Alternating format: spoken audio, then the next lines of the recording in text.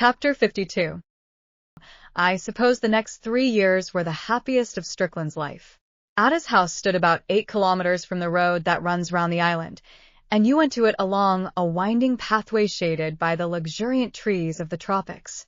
It was a bungalow of unpainted wood, consisting of 2 small rooms, and outside was a small shed that served as a kitchen. There was no furniture except the mats they used as beds, and a rocking chair, which stood on the veranda. Bananas with their great ragged leaves, like the tattered habiliments of an empress in adversity, grew close up to the house. There was a tree just behind which bore alligator pears, and all about were the coconuts which gave the land its revenue. Ada's father had planted crotons round his property, and they grew in colored profusion, gay and brilliant. They fenced the land with flame.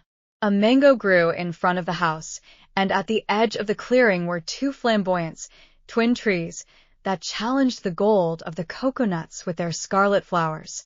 Here Strickland lived, coming seldom to Papeete, on the produce of the land.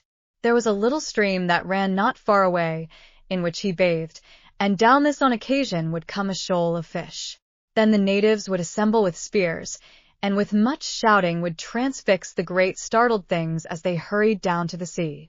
Sometimes Strickland would go down to the reef, and come back with a basket of small, colored fish that Ada would fry in coconut oil, or with a lobster.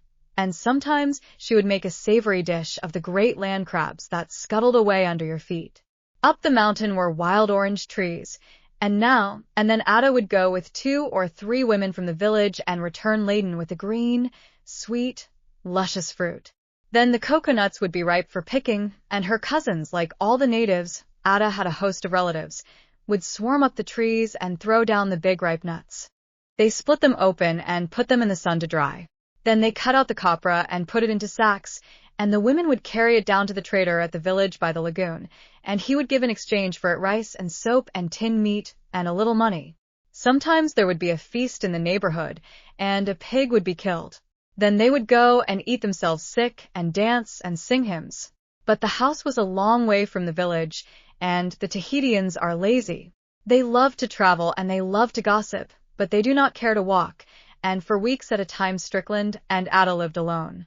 He painted and he read, and in the evening, when it was dark, they sat together on the veranda, smoking and looking at the night.